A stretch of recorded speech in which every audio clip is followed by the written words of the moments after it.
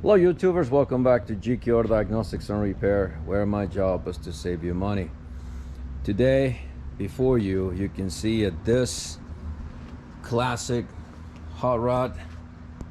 It's a 34 Ford with a suicidal doors. Suicide doors? Suicide doors, yes. And right here today, I'm in California visiting my godfather, and he's a car guy obviously, and a motorcycle guy, and you name it, he does it. So we came here a couple days ago, and he has been having issues with this nice little 34, and one of the problems is that it's been draining the battery, so therefore he doesn't drive it much because of that issue.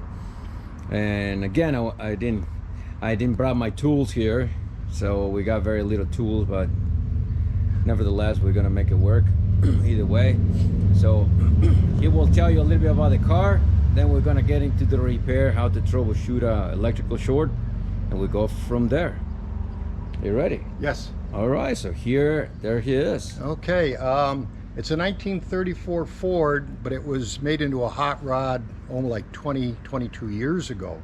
So it's got a Mustang power rack and pinion. It has an independent Corvette rear, four-wheel power disc brakes, but it sat in storage for about 12 years. And when things sit, things go wrong. So there has been several little problems, but the main one was we couldn't find the short. So when my godson Glenn was in town, I go, okay. So within 20-25 minutes after going through the electrical system, he found it. So now he's going to show you how to fix it. All right, guys, well, you hear that. Okay, again, one of the main things on this vehicle, it is I did not have access to the battery. Okay, because the battery is right here underneath the vehicle, and you actually, I believe, have to lift the car. The battery is right here. You can see the yeah, there you go, right there, you can see it. So I cannot access to the battery post, so I can do the troubleshoot that I like to do easier. But nevertheless, again, that's not gonna stop us. So what we ended up doing here, we came here to the starter, and according to the information that I got, we only have the negative and the positive on the battery coming from the battery, and the negative obviously go to the chassis, this big metal part here to ground the vehicle, and the positive come directly to the starter. So, and from the starter we got two wires that go, one to the alternator, the other one goes inside to power all the inside accessories of the vehicle, and that's it. So I disconnect the positive here. Okay, this is how I did it. This is a regular light tester, and you can see here the light is on right now.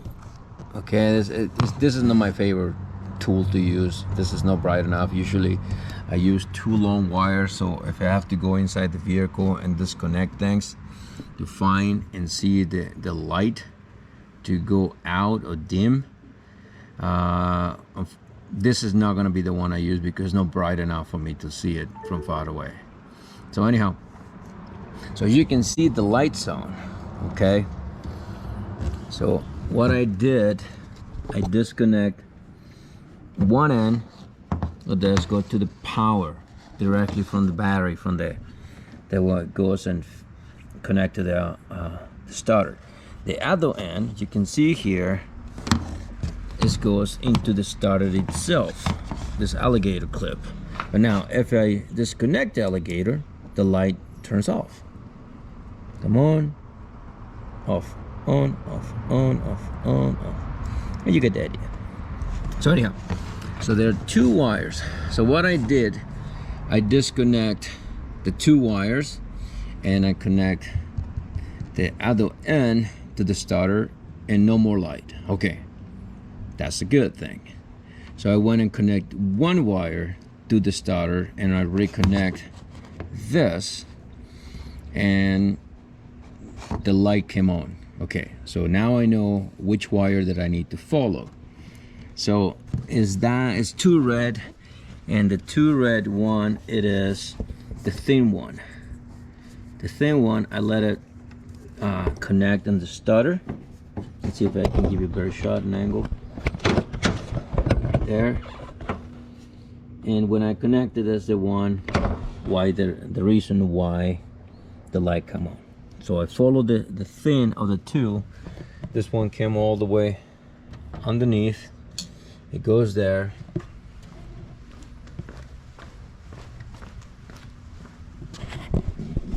Came right through here and go back inside the vehicle. Okay. All right, so first of all, I thought there was a positive coming here, and I disconnected and the light's still on, so I was wrong. I connected back, I tied it up, and I came here inside the vehicle. Let's see if you guys can see. Where is that light? Okay. Again, like I told you earlier, I didn't bring my tools. I wasn't planning to do anything like that, but again, it's my godfather, so I'm gonna help him. So he came, that positive came here. You see all those wires going there to that right there where the light is. So okay, so I decided to do something simple, and oh, he's getting a phone call, and pull each of the fuses, and that didn't fix it. So I went back to this area right here, and I removed the power to make sure I was in the right area. The light went off, and I disconnect all of those wires, and it's starting to connect one at a time, and put the power on. And finally I found the one that is this black one right here.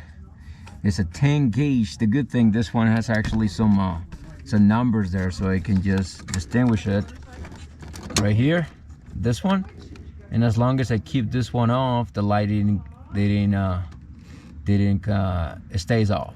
So I followed this wire. First of all, I thought it was coming here into the light, the switch light, and I disconnected, and I realized that one didn't have the 10 gauge, the numbers on the wire. So I put everything back there, no big deal. So I removed this corner panel here, and I noticed that wire went back inside the engine. So it came here from the starter. It came from the starter, came inside the car to that plug, and from there, from that plug, went back into the vehicle.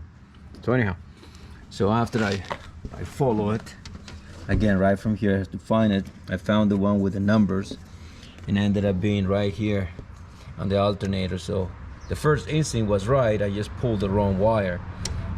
So I disconnected and the light goes off. So it's this one right here.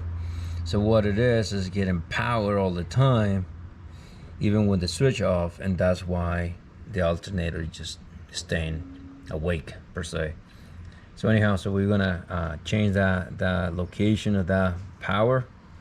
So we're gonna switch it to the switch, or one of the fuses that it is power when the ignition is on, so that way it doesn't have any more problems. So again, that's one of the ways that when you have very limited tools, that light tester can be a great help.